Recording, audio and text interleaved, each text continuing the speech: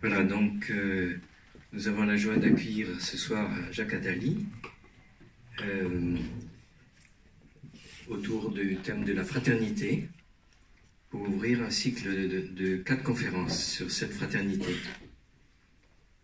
Il nous a semblé bon ces derniers mois, après ces derniers mois un peu chaotiques, et le maintien des gestes barrières, de consacrer ces conférences avec l'enjeu renouvelé de la fraternité. Ici même, la question de la fraternité est au cœur de notre vie spirituelle.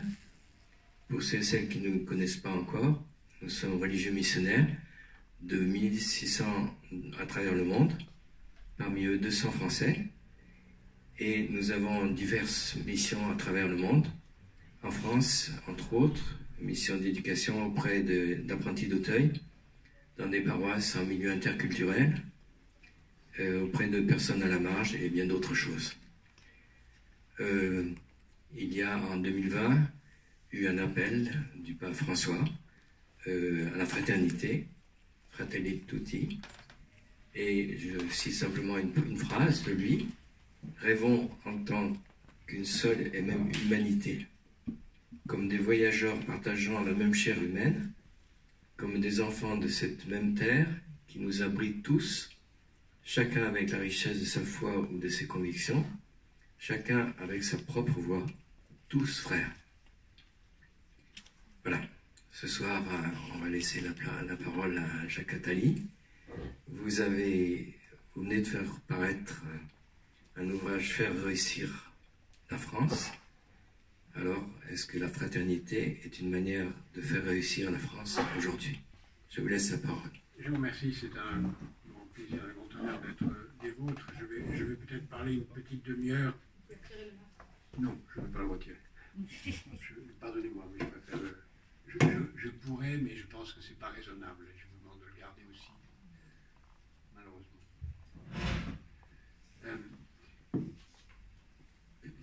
C'est un thème qui m'est très cher depuis très longtemps. J'ai d'ailleurs publié un de mes livres sous ce titre de fraternité avec un S il y a 20 ans. Et vous ne m'entendez pas? Ah, alors peut-être que le micro ne fonctionne pas. Peut-être que je vais prendre la main. Vous m'entendez mieux comme ça? Oui. Alors je recommence. Je dis que c'est un grand honneur d'être avec vous pour quelque chose comme une heure ensemble. Et c'est un thème qui m'est très cher, sur lequel j'ai publié un livre il y a 20 ans. Je commencerai par quelques réflexions très, très générales, et puis je viendrai sur des thèmes plus modernes, plus récents. Les thèmes plus généraux, vous les connaissez mieux que moi, aussi bien que moi. La tradition de la fraternité se retrouve dans à peu près toutes les civilisations. On le trouve dans la civilisation grecque, on les trouve en ce moment, je travaille sur un livre sur les relations entre la pensée hindouiste et la pensée monothéiste, et on trouve dans la pensée hindouiste aussi énormément de choses sur l'importance de la fraternité. On le trouve bien avant même dans la pensée mazdaïste et dans la pensée vraiment antérieure au monothéisme qu'on trouve dans ce fascinant univers pré-babylonien. Et puis évidemment dans le monothéisme très tôt, l'idée de ce que les hommes sont tous frères est une évidence qui s'inscrit dans le message d'Abraham, puis dans la suite, avec la dualité entre nous sommes frères, mais en même temps nous sommes différents, et il est très important d'être frère, et il est très important d'être différent. Et cette dualité entre le frère et la différence va être très structurant dans la société. Maintenant, on le retrouve ensuite avec le christianisme, et on retrouve dans la réaffirmation du message juif avec ce qui va être dit au IIe siècle avec le Talmud et avec tous les textes qui vont reprendre ce qui est dans le Lévitique sur tu aimeras ton prochain comme toi-même, etc., qui se trouve comme vous savez, dans le Lévitique avant d'être repris par les autres dimensions, les autres branches du monothéisme.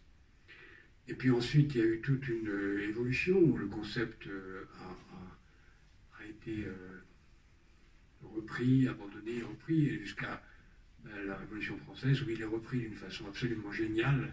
On a d'ailleurs beaucoup de mal à trouver, j'ai cherché, mais c'est très difficile à trouver l'origine de cette formidable devise, liberté, égalité, fraternité, qui est d'une certaine façon assez indépassable, puisque la fraternité rend compatible la liberté et l'égalité.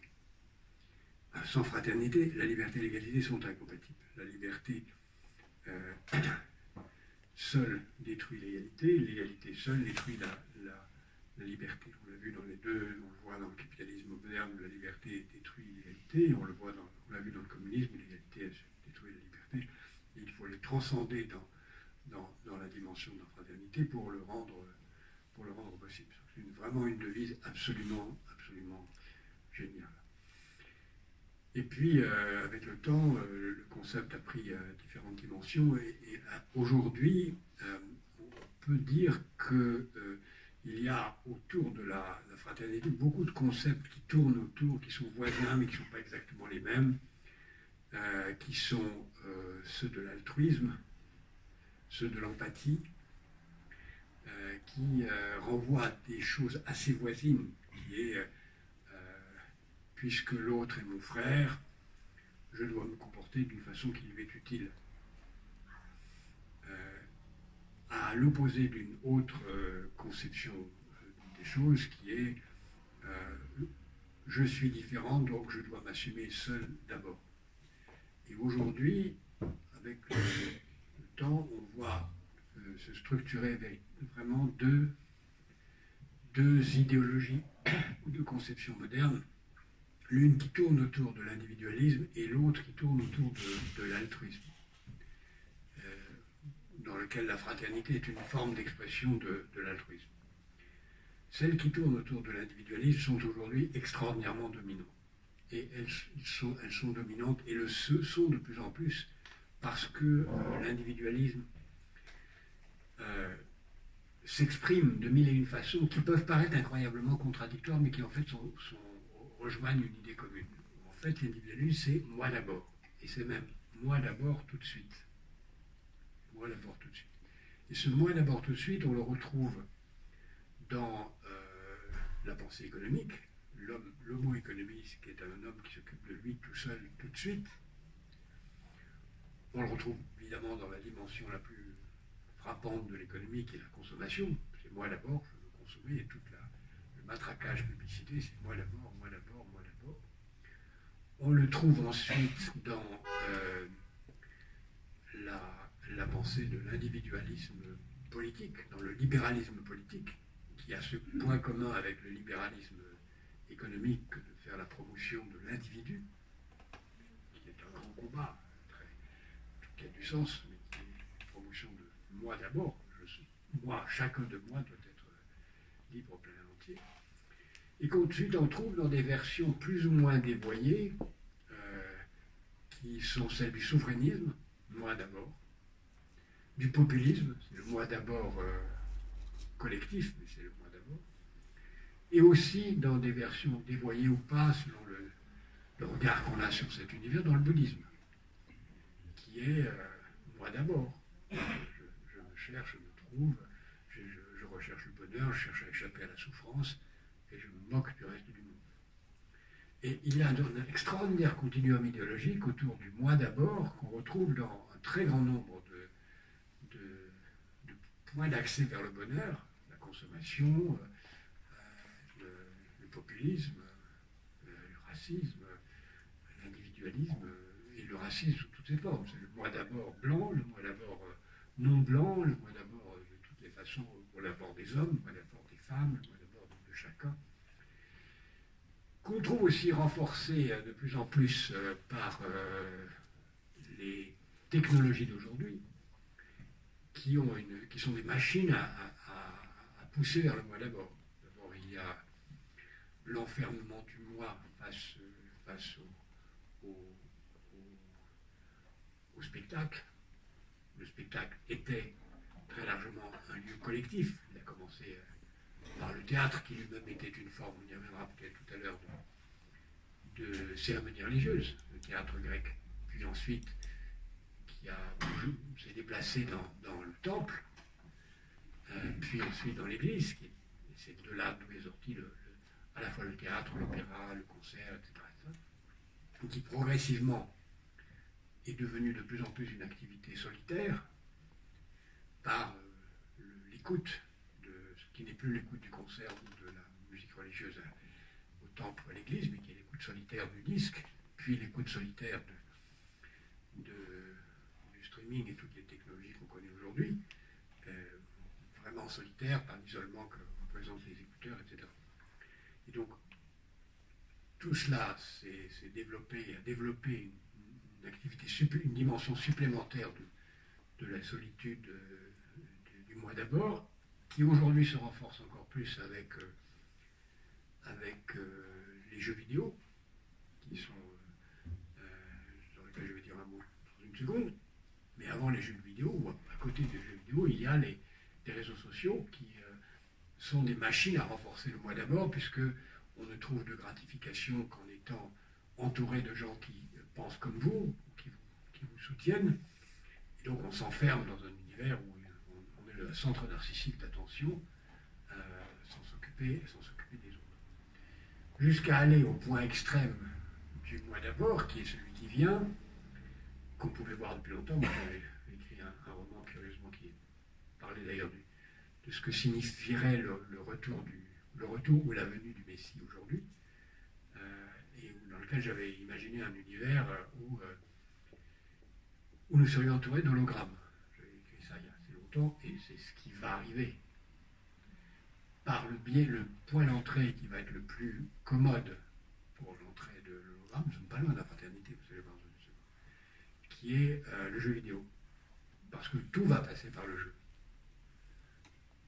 Tout passer par la distraction, tout passer avant par le religieux et l'art, tout passe par la distraction, mais la distraction va de plus en plus basculer vers le jeu vidéo. Or, le jeu vidéo, si vous voyez comment il évolue, c'est fascinant, il évolue justement vers, naturellement, un jeu qui peut être en ligne ou pas, mais qui est de toute façon une activité solitaire. Je reviendrai sur quelques exemples contraires, et dans lequel la dimension à venir, c'est celle de l'hologramme. C'est très intéressant de voir que Facebook, qui appelle métaverse, qu'on connaît depuis très longtemps sous le nom d'hologramme, il n'y a rien de nouveau dans le métaverse, mais quand les exemples qu'il donne, c'est je vais faire de l'escrime avec un hologramme, je vais faire de la boxe avec un hologramme, je vais jouer aux échecs avec un hologramme. Autrement dit, on va dépenser des sommes folles pour faire seul ce qu'on pourrait faire avec son voisin. Mais ce détour va rapporter énormément d'argent, va nous permettre de jouer fictivement avec des très grands champions, qui seront en fait pas du tout là, qui seront simplement des intelligences artificielles, mais on en arrive au point où on aura, au nom de l'individualisme gratifié, enfermé chacun d'entre nous dans des bulles de solitude extrême, qui sont des bulles de drogue aussi, de drogue, de narcissisme, de la consommation, du plaisir qui sera renforcé parce que ces machines feront en sorte qu'on gagne quand parce que si on ne gagne pas, on ne pourra plus, etc. Donc on a un univers de narcissisme extrême qui est en train de se mettre en place, dans lequel toutes les idéologies dont je parlais tout à l'heure ne sont que des prémices, comme une sorte d'ouverture d'une symphonie grandiose dont le point ultime est la solitude technocratique et technologique de l'être humain, qui deviendra prisonnier des machines et qui lui-même à la fin sera une machine. Donc c'est une société d'une juxtaposition dans le travail, on a aussi la même chose, où les gens sont de plus en plus solitaires et poussés de plus en plus à être égoïstes. Et les entreprises sont de plus en plus des collections de mercenaires déloyaux. Essayez de réfléchir si dans les entreprises dans lesquelles certains d'entre vous travaillent, vous n'êtes pas déjà dans un regroupement de mercenaires déloyaux. Mercenaires parce que les gens, pour la plupart, ne sont là que pour l'argent qu'ils peuvent y gagner ou la carrière qu'ils peuvent y faire, sans y chercher ou trouver du sens. Déloyaux parce que, on le voit d'ailleurs en ce moment d'une façon particulièrement brutale, quand on n'est pas content, on s'en va. Et on s'en va d'une façon rapide, brutale, où on est chassé, mais où on s'en va. Et aujourd'hui, c'est plutôt on s'en va qu'on est chassé. Ça veut dire qu'il y a une reprise en main de l'individu sur sa vie, et tout ça s'inscrit dans un contexte d'une idéologie très séduisante, qui est celle de la liberté. je suis libre, je fais ce que je veux, et c'est moi d'abord. Mais dans le moi d'abord, il y a le moi d'abord tout de suite. Parce que c'est pas moi d'abord dans 20 ans, c'est pas moi d'abord dans 30 ans, c'est moi d'abord maintenant. Et c'est là où la bataille idéologique avec ce qu'on peut appeler la fraternité, c'est-à-dire la prise de conscience de l'importance des autres, de l'importance de partager avec les autres, de l'égalité de traitement avec les autres est essentielle. Et c'est là où on se rend compte qu'aujourd'hui, non seulement cette fraternité est battue en brèche de toutes les dimensions, mais battue en brèche entre les riches qui se disputent chacun, entre les pauvres qui se disputent aussi chacun, mais en même temps, il y a des signes inverses. Et l'idéologie de l'altruisme n'a pas pour autant perdu. En tout cas, dans deux dimensions très importantes. Une qui est aujourd'hui très importante et très visible, et l'autre qui s'annonce pour un peu plus tard.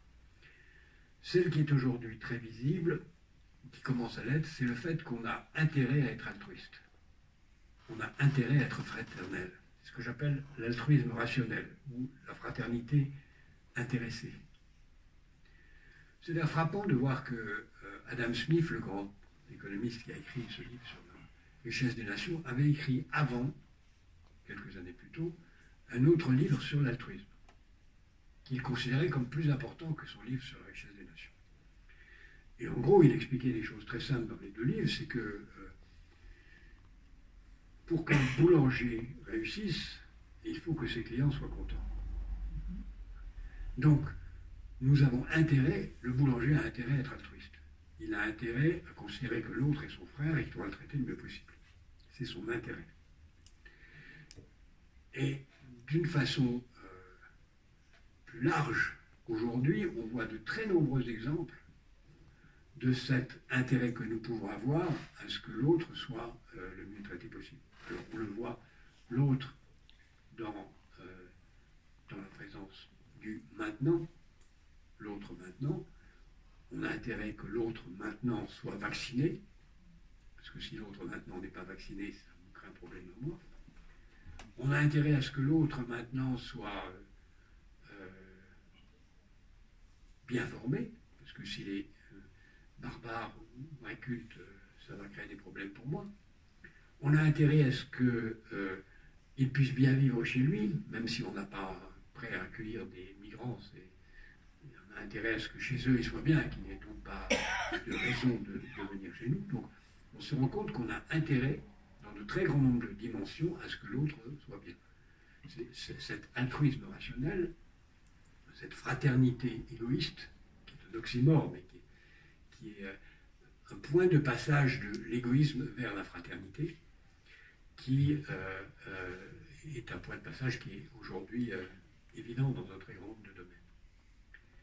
Et puis il y a toujours dans cette dimension de l'altruisme, de la fraternité intéressée, en dehors de la dimension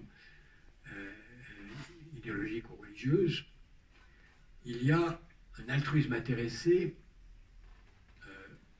à l'égard d'autres gens qui ne sont pas maintenant tout de suite. C'est la fraternité à l'égard des générations futures. Ce n'est pas une fraternité évidente, mais c'est la fraternité majeure. Marx, je veux dire, l'autre Marx, Groucho Marx, disait je ne vois pas pourquoi je m'intéresserai aux générations futures, qu'est-ce qu'elles ont fait pour moi. Ce qui est un argument à l'apparence très fort et qui est l'argument de ceux qui parlent au nom de l'égoïsme. Qu'est-ce qu'elles ont fait pour moi? Or, si on veut bien y réfléchir une seconde, on s'aperçoit que cet argument ne tient pas. Parce que supposons, pour prendre un raisonnement mathématique, que, très bien, on ne veut pas compter sur les générations futures, donc supposons qu'il n'y en a plus. Supposons à partir de la minute présente, il n'y a plus personne qui naît sur la planète. Qu'est-ce qui va se passer? D'abord, on n'aura plus besoin de maternité, ce qui n'est pas très grave, puisqu'on est entre nous.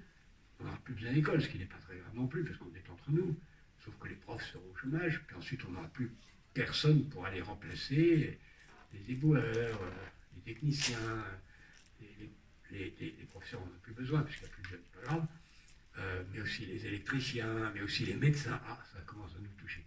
Et donc, tous ceux qui sont vivants et qui, par définition, sont les derniers vivants sur la planète, vont avoir une vie d'enfer assez vite, puisqu'il n'y aura plus personne pour remplacer ceux qui partiront à la retraite, et il n'y aura d'ailleurs personne pour payer les retraites. Donc, on se rend compte, avec un peu de raisonnement, qui a pris quand même 2 minutes de ma part, qu'on a intérêt à être fraternel à l'égard des générations futures. Soit les générations futures déjà nées, soit les générations futures encore à naître.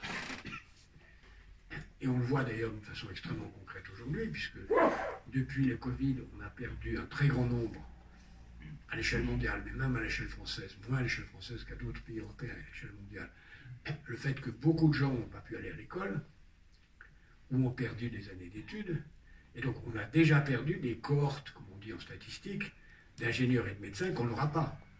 Parce qu'ils auront perdu les années, ils seront partis ailleurs. En Afrique, c'est effrayant ce qui est en train de se passer du point de vue du désastre de la scolarité dont on paiera le prix dans 20 ans. Donc, on se rend compte qu'on a intérêt au bonheur des générations futures. Et donc, un égoïsme rationnel ou une fraternité rationnelle nous pousserait à créer les conditions d'un monde vivable pour les générations futures. C'est des choses qui ne sont pas évidentes, mais qui pourtant se trouvent pratiquement déjà engrammées dans nos comportements. Par exemple, pourquoi est-ce qu'on a développé l'éducation? Très tôt, on pourrait se dire, l'éducation, c'est les générations futures, on s'en moque. Et quand on regarde l'histoire longue de l'éducation, on s'aperçoit d'abord qu'il y a des espèces animales qui avaient compris l'importance de l'éducation, pour la raison que j'ai dit. Si vous n'éduquez pas les enfants, ils ne seront pas là pour vous remplacer quand vous ne serez plus en état de faire. Que l'humanité a très très vite compris, enfin très vite compris, disons il y a 5000 ans, ce qui est quand même très récent si on prend l'histoire humaine, qu'on avait intérêt, peut-être un peu plus d'ailleurs, peut-être 7-8 000 ans, on ne sait pas vraiment, parce qu'on n'a pas beaucoup de sources, mais qu'on avait intérêt à apprendre aux enfants à faire les choses qu'on fait. Par exemple, on a des traces de façon certaine que sous le néolithique, même avant, à la fin du paléolithique, on a un enseignement, puisqu'on a retrouvé des bifaces d'éducation, des bifaces de formation, qui montraient qu'on apprenait aux enfants ou aux jeunes adultes, on ne sait pas très bien qui, à refaire les gestes des autres. On leur faisait à l'identique, donc le monde était répétitif. Mais il y avait déjà cette idée, j'ai intérêt, moi, à ce que mes enfants savent quelque chose. Donc on avait déjà ce souci de transmettre, qui était un souci intéressé, qui n'était pas un souci, ça peut être un souci idéologiquement fraternel, mais c'était aussi une raison rationnelle. Nous avons intérêt à cela. Et aujourd'hui, c'est encore de plus en plus vrai. À l'égard de beaucoup de domaines, on a intérêt à ce que les générations futures se portent bien. C'est pas, on a intérêt à ce que les générations futures aient un bon climat, on a intérêt à ce qu'ils aient une bonne santé, on a intérêt à ce qu'ils aient une bonne éducation, parce qu'on sait très bien, pour ceux qui, d'abord, nous pensons tous que nous sommes immortels. Donc nous pensons tous que nous serons là encore dans 20 ans, dans 30 ans, dans 40 ans. Donc on se dit, ceux qui sont jeunes aujourd'hui et qui seront aux affaires avec moi dans 20 ou 30 ans, j'ai intérêt à ce qu'ils soient bien formés, j'ai intérêt à ce qu'ils soient en situation d'avoir un bon climat, parce que moi aussi j'aurai besoin d'eux pour que le climat soit beau quand je serai là, ou quand je serai à la retraite, ou quand je serai plus là. Donc, il y a un début de prise de conscience d'une fraternité à l'égard des générations futures qui est en train de se mettre en place. Très faible, parce que la puissance de la machine du moi tout de suite, puisque vous voyez, entre le moi d'abord, c'est tout de suite, tandis que dès qu'on parle de fraternité, on bascule très vite dans le long terme. La fraternité dans l'immédiat, c'est-à-dire le vacciner mon voisin, c'est bien, mais ça ne suffit pas à donner tout son sens à la fraternité. La vraie fraternité, elle est transgénérationnelle. C'est très important, ça. La vraie fraternité, elle est transgénérationnelle. Elle s'applique dans la durée. Et là, dans certains cas, on franchit un cap qui est que, au-delà de la fraternité rationnelle, qui nous amène à construire l'Europe, qui était un des sujets que vous avez mis en exergue de cette conférence, nous avons intérêt à l'Europe. Chacun nous avons intérêt à ce que les Européens soient ensemble. Au-delà de cette fraternité rationnelle, apparaît pour certains, et pas pour tous, le plaisir, le bonheur d'être fraternel, indépendamment de l'intérêt qu'on y trouve.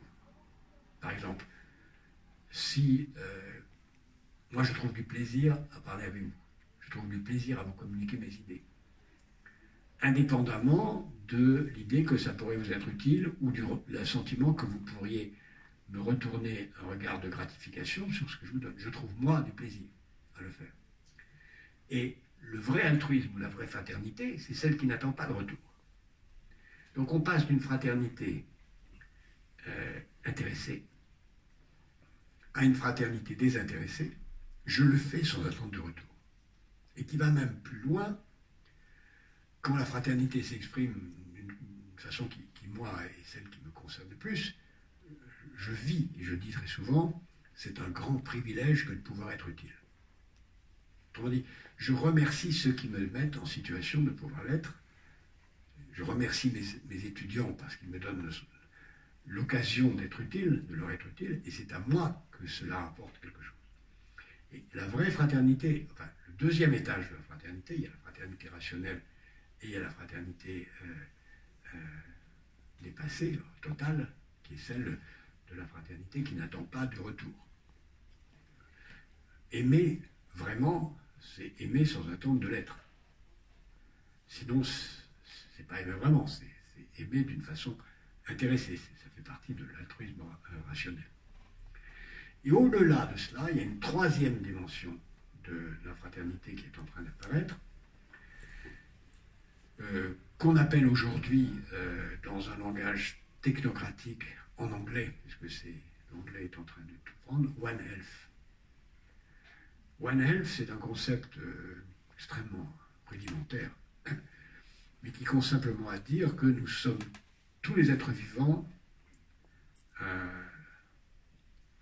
doivent être considérés comme des frères, et nous avons, nous humains, à considérer les autres êtres vivants comme nos frères. C'est un concept vertigineux, parce que d'abord c'est un concept qui peut rentrer dans le concept de l'altruisme intéressé. J'ai intérêt à ce que les autres êtres vivants soient bien portants, parce que j'ai intérêt à ce qu'il y ait une forêt, j'ai intérêt à ce qu'il y ait des animaux, j'ai intérêt, etc. Donc ça rentre dans l'altruisme, dans la fraternité rationnelle. Mais on peut imaginer d'aller plus loin et dire que les autres êtres vivants, indépendamment de l'intérêt qu'ils trouvent, ont une raison d'être eux-mêmes pleinement. Comme moi, si je pense que j'ai intérêt à être fraternel, je pense que les autres ont aussi les mêmes droits. Ce qui amène à ce qui va venir comme un changement radical dans cette troisième étape de la fraternité, c'est le fait de donner des droits aux autres espèces vivantes. Autrement dit, de considérer un mouton comme une personnalité juridique. Il y aura un droit, des droits, des devoirs aussi, si possible, mais des droits. Et donc, il pourrait ester en justice contre l'être humain. Il y a des pays, c'est le cas au Canada, dans certaines provinces, en Colombie ou en France, il y a quelques réflexions très intéressantes par des philosophes sur le fait de donner le droit à un fleuve. Il y a un livre qui vient de paraître sur la Loire. Que se passerait-il si on donnait à la Loire la possibilité d'ester en justice? Très intéressant comme perspective. Donc ça veut dire ce concept de One Health ou de fraternité globale qui ouvre à des perspectives phénoménales, qui sont des perspectives vertigineuses par rapport à ce que nous sommes et à ce qu'est la nature humaine aussi. Et je reviens là-dessus parce que je suis peut-être un peu long et assez loin de ce que vous m'attendiez, parce que vous m'attendiez peut-être sur la France, le programme présidentiel, et je n'avais pas envie de parler de ça. Mais je pourrais en parler sur vos questions. Mais qui nous amène à des perspectives vertigineuses sur plusieurs dimensions. D'abord, la place du religieux, qui est celle qui doit le plus exprimer ce discours en soi. Deuxièmement, comment articuler le religieux avec cette fraternité globale, en sachant qu'il y a, en tout cas dans le discours monothéiste, et étant moi-même d'une autre branche du monothéisme que cette merveilleuse institution qui nous reçoit, je sais qu'il y a dans ma tradition l'idée que l'homme est supérieur à la nature. L'idée que la nature est là pour servir l'homme. L'idée que l'homme doit maîtriser la nature. L'idée qu'un jardin, c'est mieux qu'une forêt. L'idée que les animaux sont au service des hommes. On trouve ça dans 50 passages de la Bible. Comment articuler cette situation avec l'idée que nous sommes frères au-delà même de l'espèce humaine? C'est une question. Comment l'articuler aussi avec les textes qui dans la Bible sont d'une férocité extrême sur la place des femmes qui n'existe pas, le droit à la peine de mort, la glorification des combats, enfin toute une série de textes qu'on retrouve dans ce que vous appelez l'Ancien Testament et que j'appelle la Bible, qu'on trouve aussi dans d'autres textes, même si le Nouveau Testament a été, si je peux me permettre, une révolution dans la mesure où il a balayé tout ce qui antérieurement n'était pas l'amour. Et donc il a donné à la dimension de l'amour qui se trouve dans le texte précédent une suprématie sur tous les autres textes, mais sans pour autant abandonner tout ce qu'il y avait dans les autres textes qui étaient, en particulier dans le Lévitique, impitoyables en termes de droit et de manifestation de droit à la barbarie au nom de la loi. Et puis il y a une deuxième dimension sur laquelle il faut réfléchir et qui est très importante, c'est celle de ce que la fraternité est non seulement essentielle pour préserver la survie ainsi du fonctionnement de nos sociétés, tel que je viens d'exprimer, elle est encore plus fondamentale pour préserver l'existence même de l'être humain. Quand on regarde l'évolution de la condition humaine depuis l'Antiquité, on s'aperçoit que nous sommes dans une histoire qui peut se résumer à une phrase très simple. Nous sommes dans une histoire dont la fonction est d'être une machine à traduire l'homme en un objet. Pourquoi? Bien parce que nous avons tous besoin de donner une réponse à la peur de la mort. On a très longtemps donné des réponses religieuses, et puis pour des tas de raisons, les hommes ne s'en sont plus contentés et ont cherché une réponse à la peur de la mort terrestre. La santé, la transmission aux générations futures, l'inscription dans l'histoire, etc. Et on se rend compte aussi que pour beaucoup d'hommes, cette réponse-là ne suffit pas. D'où l'idée qu'on voit apparaître chez certains de ce qu'on appelle le transhumanisme, c'est-à-dire l'idée que la réponse à la peur de la mort, c'est l'immortalité terrestre, non pas dans un au-delà plus ou moins imaginaire, qui a été peu à peu construit à travers les siècles depuis Ézéchiel, disons, jusqu'à Saint-Augustin au moins, avec différentes variantes sur ce qu'est l'enfer, le paradis, tout ça, mais qui est, non, mais ça ne m'intéresse pas, ce qui compte c'est l'immortalité. Et l'immortalité terrestre, qui est le grand combat que beaucoup espèrent mener, et en fait veut dire transformer l'homme en quelque chose qui pourra survivre. Mais est-ce que c'est encore l'homme? Est-ce que c'est encore un être humain? Ou est-ce que c'est pas progressivement transformer l'homme en une prothèse qui progressivement aura des organes artificiels, des organes de remplacement, des aspects divers? Au fond, nous sommes dans cette pièce tous mortels. Tous ceux qui sont dans cette pièce mourront un jour. Cette table sera encore là. Autrement dit, nous avons tous conscience que les objets sont plus durables que nous.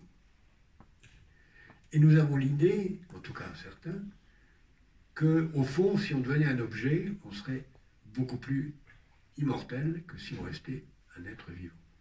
Ce qui est absurde, parce que ça veut dire d'être immortel en étant mort. Ça n'a pas de sens. Mais pourtant, c'est vers ça qu'on va. Et la grande bataille de la fraternité, ça consiste à dire, wait a minute.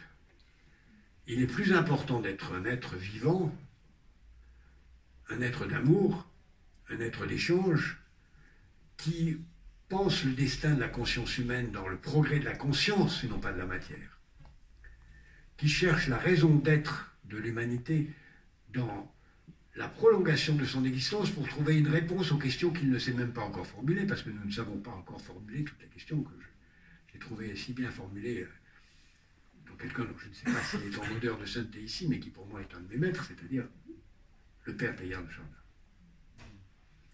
qui pour moi est un très grand philosophe qui avait compris qu'une des raisons d'être de l'humanité, c'était de devenir un esprit pur, et non pas un objet.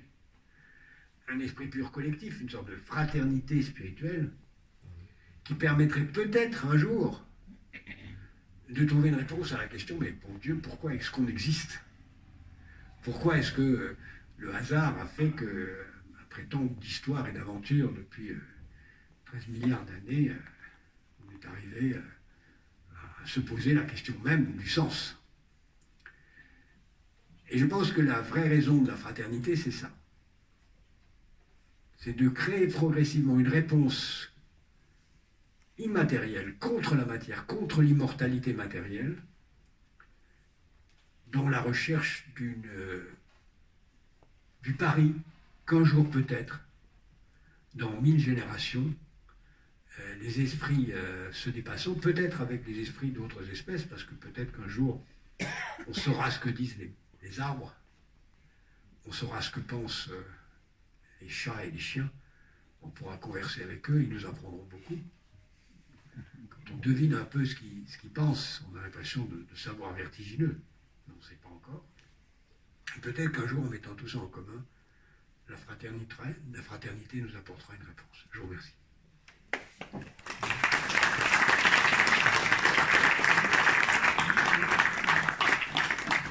Alors, si vous voulez que je vous réponde sur l'Europe ou les sujets plus prosaïques, ce sera avec plaisir.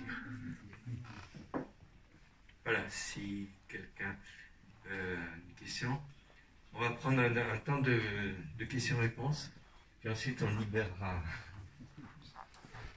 Je sais que j'ai bousculé votre agenda et que vous êtes pris à 19h30 impérativement, donc je vous laisserai à 19h.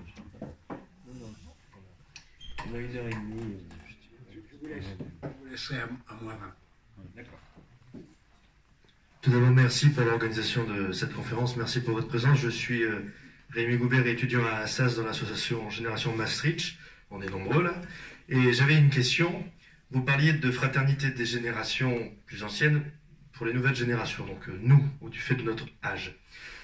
Quelle solution, puisque vous avez en effet écrit un livre récent sur les propositions pour la présidentielle, etc., quelle solution concrète est-ce que vous proposez pour faire en sorte que notre génération, celle des attentats, celle du Covid, celle de tout ça, puisse s'en sortir davantage?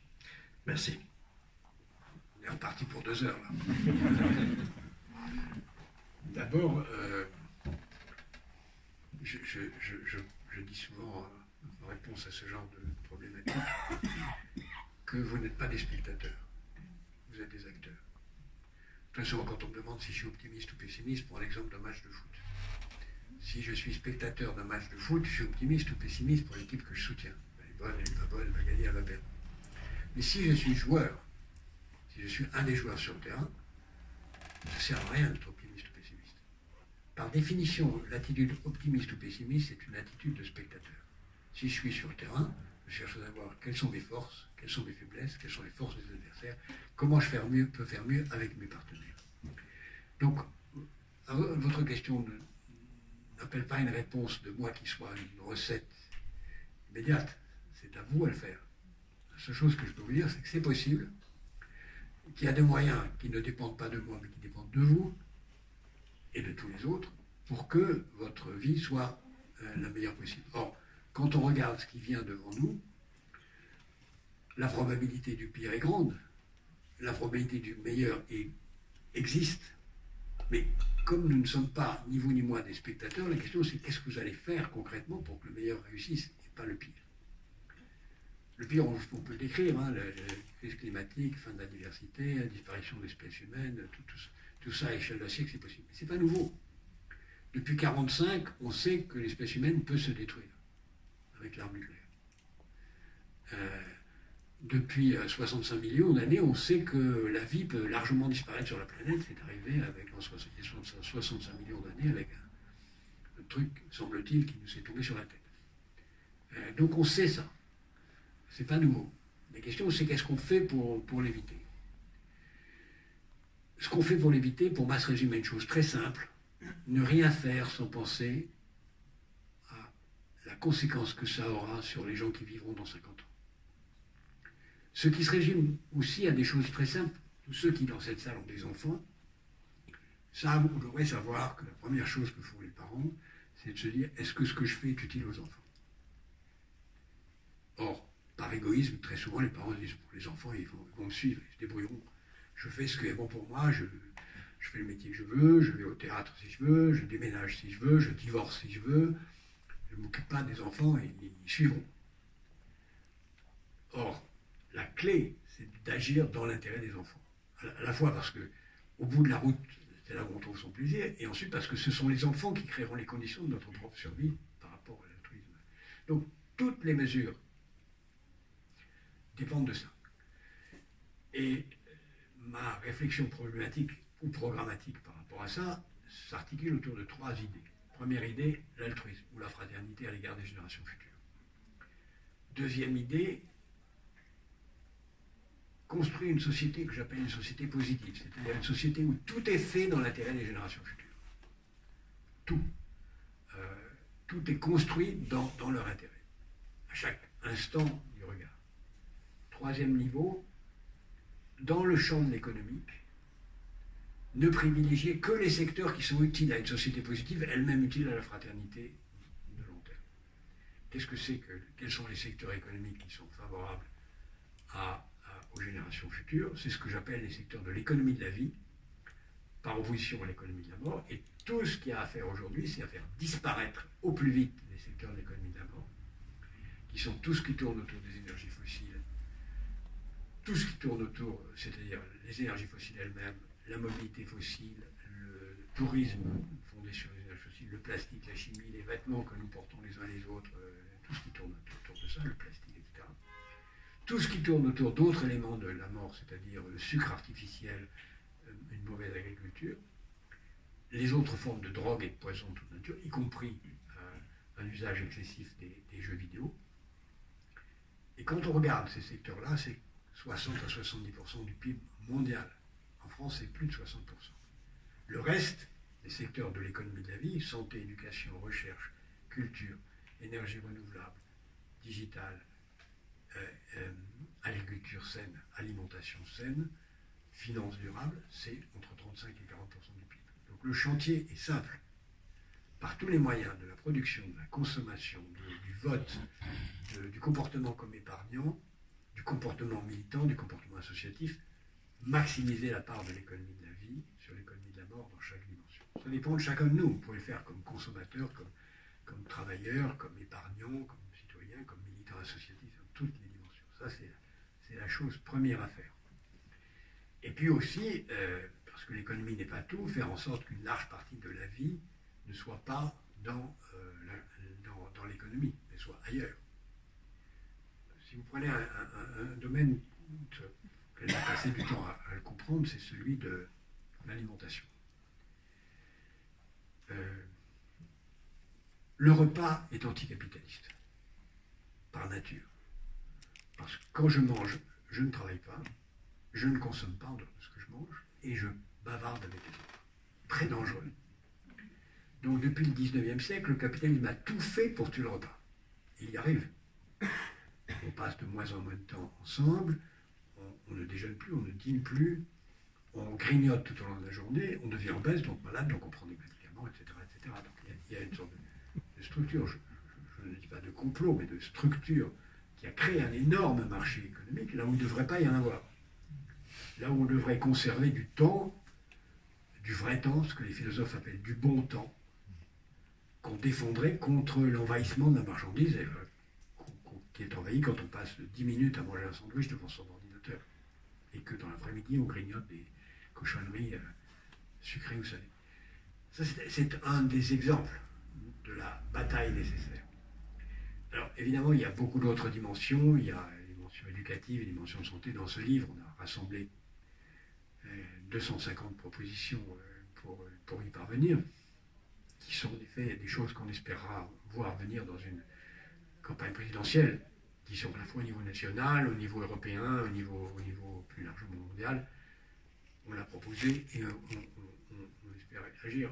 Je fais cela en ayant présent à l'esprit une phrase de Marx, l'autre, Karl, qui, interrogé par ses amis socialistes au moment de la création du Parti socialiste prussien, allemand, il lui avait envoyé leur programme et ils avaient demandé au vieux maître, qui était à la fin de sa vie, qu'est-ce que vous pensez de notre programme?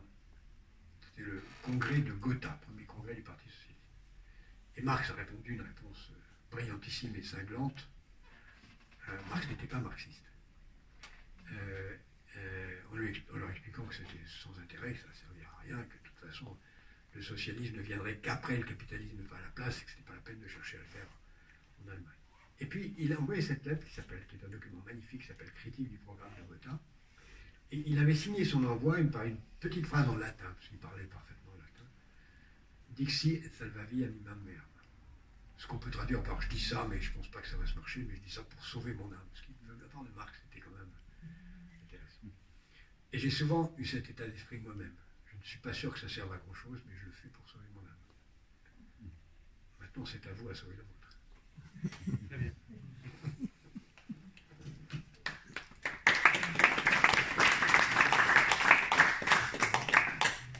On a encore 10 minutes, si vous voulez. Petite question. Comment vous articulez la fraternité par rapport aux deux autres notions qui sont la solidarité ou le communautarisme? Vous savez, c'est le personnage de Humpty Dumpty, le lapin dans Alice au Pays des Merveilles, qui disait les mots veulent dire ce que je décide qu'ils veulent dire, la question est de savoir qui est leur maître, le maître, eux ou moi. Donc on peut prêter à ces mots des sens différents. Pour moi, la solidarité, c'est quelque chose de très limitatif. C'est le fait d'avoir conscience qu'on a intérêt à être ensemble pour réussir quelque chose de commun. Ce n'est pas aussi vaste et aussi profond que la fraternité qui a plus de conscience du respect du droit égal de l'autre.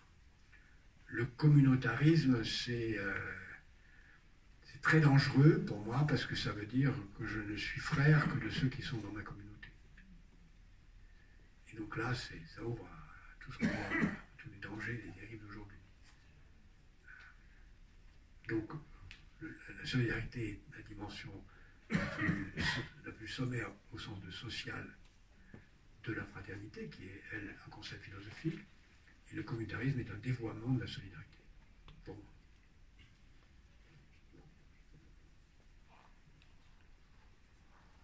Voilà, s'il y a une dernière question. Axel.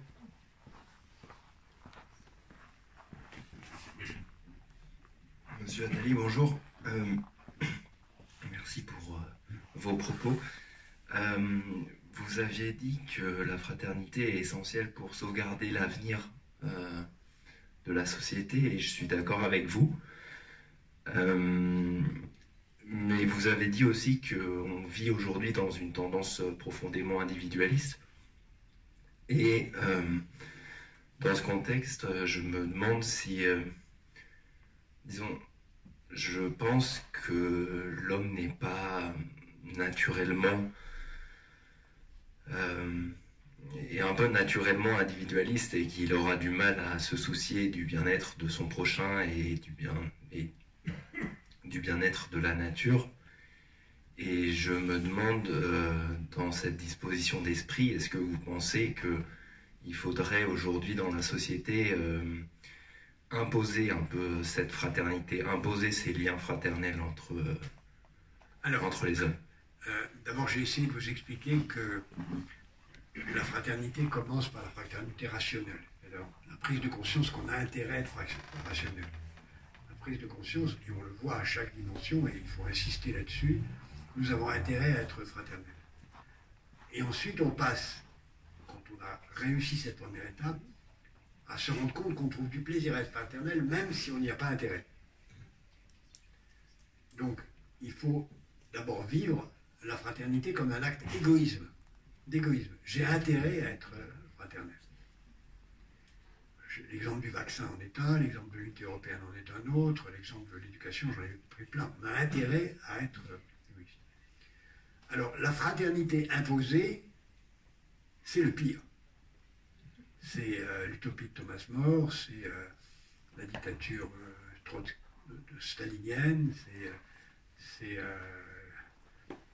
je fais votre bonheur contre votre gré, ce qui est d'ailleurs une question qui n'est pas facile, parce que quand je dis tout à l'heure il faut décider dans l'intérêt des générations futures, on pourrait très bien imaginer que ça se traduise par très bien, donnons le droit de vote aux générations futures et qu'elles nous imposent leurs décisions.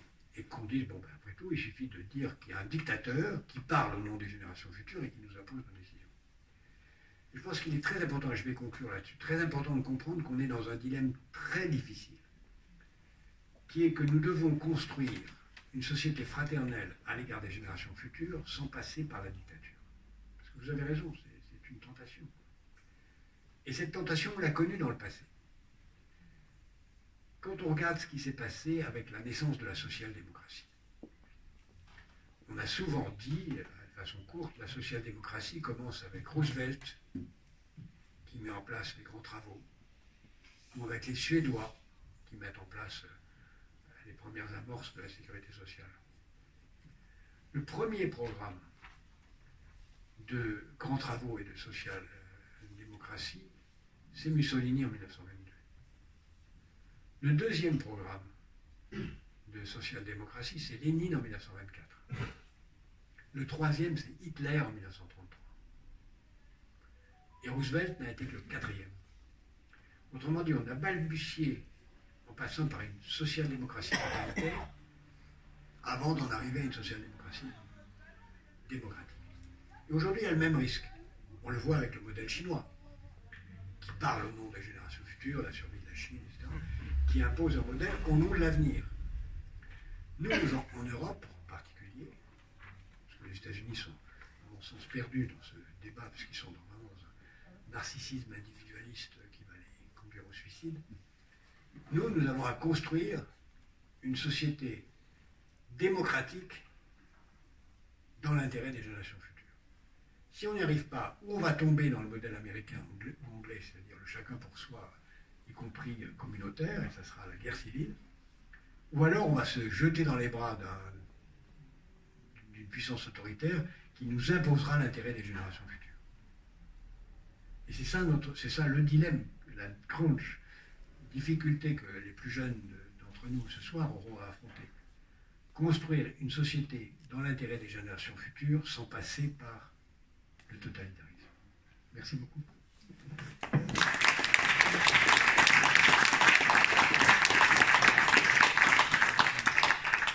Merci beaucoup Jacques Attali pour ces paroles. Et je vous remercie tous personnellement d'être venus ce soir. Alors, pour vous dire juste un petit mot sur la genèse de cette intervention, j'avais voulu que Jacques Attali intervienne notamment devant des étudiants, parce que tous les jours, je suis un petit peu attristé de voir l'égoïsme et l'individualisme de la part de mes camarades, et de voir vraiment cette polarisation des jeunes qui prennent des positions très extrêmes, très radicales, et qui pensent pouvoir vivre justement qui vivent de leur passion. Et je trouve qu'il n'y a plus de rationalité, plus de consensus, plus de bon sens. Voilà, donc je garde foi en la vertu de l'espérance, toujours. Et j'ai été très content de cette intervention. J'espère que ça a pu éveiller des consciences, voilà, avec les étudiants qui sont parmi nous ce soir. Voilà, merci beaucoup. J'étais heureux d'être là, et si vous me réinvitez, je reviendrai. Merci.